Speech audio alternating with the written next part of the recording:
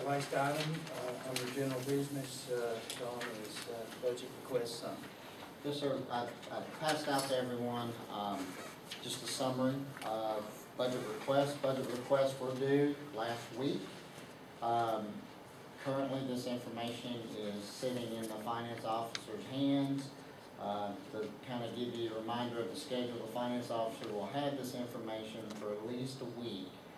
Joy goes through, creates the books, does things of that nature, starts getting everything entered into the spreadsheets. I will not actually get it in my hands, the details, until at the earliest next week, somewhere in that time where I can begin working on it.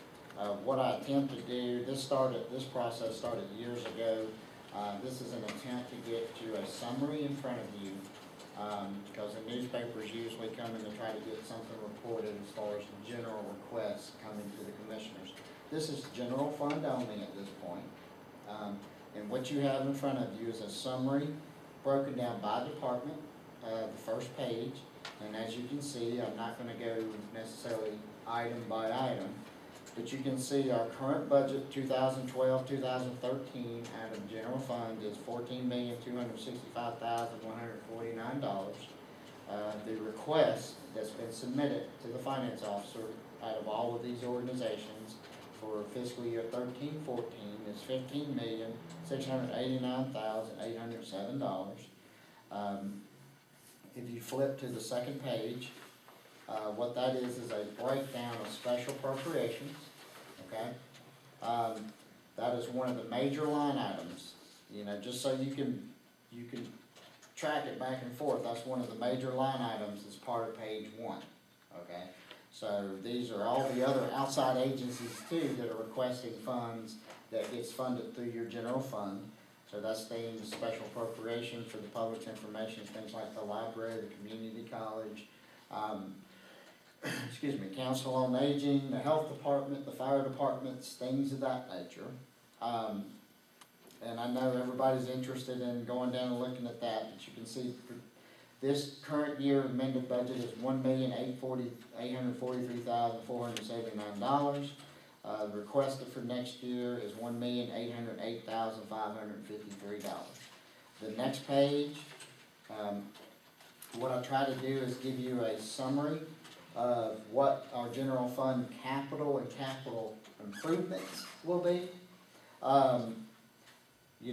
As you can see right now, there may be some other items that get identified, but right now you're looking at the finance office needing some, basically our PICS firewall upgraded. Planning department's looking for a computer. A couple of these things, so these smaller things, I try to get worked out. The closer we get to the end of the budget year, like the PICS firewall, that's a firewall going into our finance package. So if I can get it worked out within our existing budget this year, once we get towards the end of the year and we got money left over, I try to work out the smaller things. I may be able to get those computers worked out. You got the public buildings. Wilkes Community College is looking to get their signs upgraded. If you've noticed, to the entrance of the facility there at the Wilkes Community College Business Development Center, everything is really just fading out. So they're looking to try to get that upgraded. Emergency management, that's a generator to go behind, that's a grant also, but that's a generator to go behind EMS. We're on the tail end of getting final. We have that budgeted this year, and it's going to be really close. Either we're going to get it, I'm hoping to get it closed out before the end of this fiscal year, but just in case, I just threw that out there so that it wouldn't surprise you if it ends up next year's budget. Building inspectors requesting a Jeep, ambulance service. I don't even know, it looks like 2 scopes, and I'm not going to try to pronounce that, but it's 2 video scopes, and they're also looking for an LCD projector for training. If you look at social services is requesting a vehicle and 5 filing systems, and the school right there is their is their budget request. That matches at the beginning. I do break out at the first page, we do break out what we call our operating expense at the bottom there. You see school current expense and the school capital expense. So So I do break those out separately. The final page on the packet is a summary of just any personnel requests. Public buildings, animal control, transfer facility, there's been a 7% cost of living adjustment requested for all but the director. So that was Josh Green's request. Planning, recreation, mapping, emergency management has requested a 2% cost of living. Sheriff's Department, dispatch, Roaring Gap deputies, jail, ambulance, transportation, soil and water, they've tried to include a 5% cost of living adjustment. One note on the Roaring Gap deputies, you know, that's something that we get completely reimbursed through from Roaring Gap, so their salaries somewhat has to be discussed with Roaring Gap of whether or not they would reimburse it. So I just want to note that. But the next one, finance office, has 7% cost of living adjustment for all but the finance officer. Building inspection, veterans office, 10% cost of living. Board of elections director, reclassification, that's going back to the request that came before this board. Tax office, 3% COLA for all, and Rita's request of reclassifications of grades 60 to 62 to 62 to 63. And they're looking to add a part-time tax clerk at grade 60. Department of Social Services is looking at a 4% cost of living adjustment, and Register of Deeds has requested a 7% cost of living adjustment, all but for herself, all but for the Register of Deeds. You know, these are scattered across the board. Now, just so you know, that's in the request itself. What I do is I try to go back and look at this and look at it from a holistic standpoint, and I would leave it up to this board if you wanted to make exceptions between agencies and departments and things of that nature.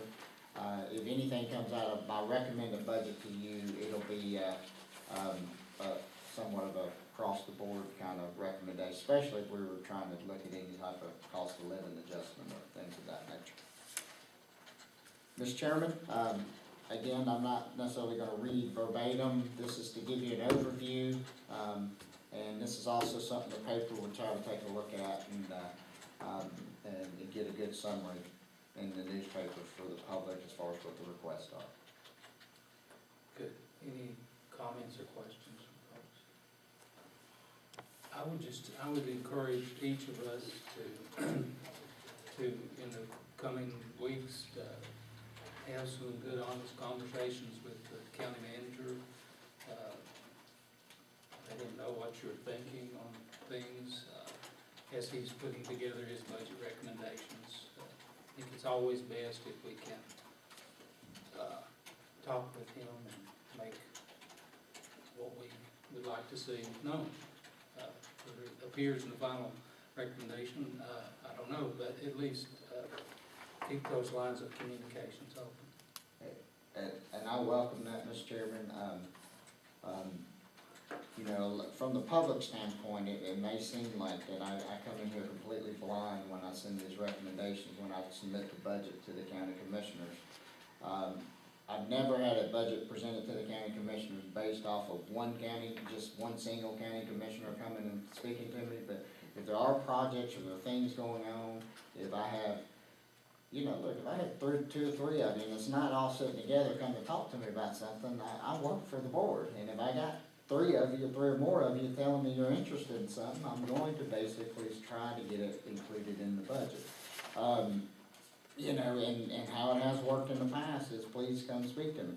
My recommendations do not, just for the public's information, for the board's information, you know, I literally wait. If you look, I'm gonna present my budget to you the end of May, right at the beginning of June. The big ticket, the last thing I'm waiting on before I make the last recommendations, that truly the final recommendations for me are the last 2 weeks of May, is when I'm putting it together. Maybe almost some of it's the last week of May. The last item that I'm looking for, two things. One is that one last month of sales tax that it's usually the 15th of the next month that I can get that next sales tax in. And then if you recall, you've heard me talk to Rita about this in a public forum, of when she's gonna advertise in the paper to get names in the paper. And once she does that in April, we get, excuse me, we basically get a flow of people paying their taxes because they don't want their name in the paper. And what that does is that gives me a couple more weeks of real property taxes coming in. I can get the revenue set, and that's where the final recommendations hit. And that's how you can get a fairly accurate budget in your hands at the beginning of June, specifically on the revenue side. So we won't get detail until the 1st of June in paper? Yeah, you could come in and come look at it, but you'll have the full books and the full blown, right at the beginning when I present it to you, yes. Okay. And as you can see, I mean, one of the things to note here,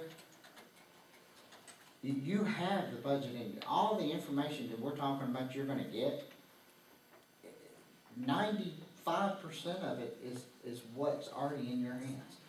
It's the same thing. You have that budget book you got at home, those budget to actuals you have at home. If you go and sit here and look at any of these, if you take governing bodies, 82081 and 82004, you can see there's hardly any changes. It's gonna be the same, it'll be the same justification behind it, it'll be the same, you can almost go item by item and sit here and look.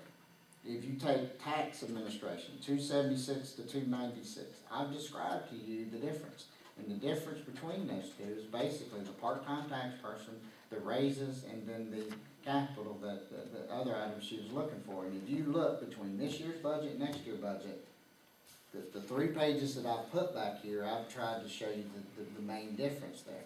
And so, I just want to point that out, Candy. It's not all foreign to you. If you were taking your current budget book right now, 90% of it's going to be the exact same. The one thing we will know before is the insurance question. That's huge. We've got the special call meeting coming up at the end of this month. Ladies and gentlemen, I mean, that right there, that single issue right there is gonna be one of the biggest drivers of this entire budget. That's what I I want have to to out. say it, but that, built into this budget right now is 27% increase. If you look at that front line county insurance, 1.26 million that we're paying, and you see 1.5 million that's there, you know, this doesn't have any of the revenue side to it. This is just showing the request side to it, and you can see, it's not real hard. If you just read this a couple times, you can go through real quickly and see what the budget drivers. You got county insurance, you can see the debt service only went up just a little bit, as we talked about before. You can see the school current expense, huge right there. I mean, that's almost $1 million right there that we're talking about difference there. School capital, if you look at the school special appropriations, it's gone down. And relatively speaking, going through the remainder of this budget, you can pick $10,000 and $15,000, $20,000 here and there between those two budgets, but I just named the 2 or 3 huge budget drivers that are gonna be driving this entire budget. And as soon as you can decide insurance, yes, that helps me put together a final budget too. And do we have budget dates? Yeah, I can give you what we need the first, and I was gonna do this in the next meeting or two. Do you remember I can give you another copy of it, but it's I'll just give you this. No, I don't have it. Sure, I have it. We have the budget schedule. What we generally do, because the board chose to use last year's budget process, the first date I need the board to set up is the date I'm gonna present to you. I'm actually trying to wait a couple of weeks before you set that date, because I need to figure out where I'm gonna be. Okay. And then once you set that first date, you know, generally the first week in June, you need at least 2 days there, because there will be people wishing to come and have more conversations with you. And then at some point, I think it would be appropriate to put it on the agenda that, ladies and gentlemen, I'll meet with you as much as you wanna meet in June. That's my job, so it's up to you as far as how many meetings you feel like you need to schedule to start dealing. Normally we try to at least get 2 to 3 two to get people in front of you, and then go ahead and get that third one going. And then from that third one, y'all can choose, you can work and then choose how many more meetings you wish to go. I've had other boards that'll go ahead and schedule out their meetings all the way through June. It's just up to you. Anything else, folks? Thank you, Bill. Mr. Chairman, I do have one announcement at the end of this before we jump out of here is, I do just want the board to know, I've had talked to some of the individuals, we finally have got the final permit for the Piney Creek septic system. And, it will be advertised in, this week's newspaper. I believe the due date that we're looking at on the actual bids themselves is going to be, May 15th, in which I would bring back to this board a summary of those bids on May 20th. And just letting this board know this, give you a heads up, we are planning on having a pre-bid conference and construction conference and things of that nature, but, we will have the information back in front of you on May 20th as far as the summary of the bids and the recommendation of which contractor to use. Anything else from any of the commissioners? Any comments?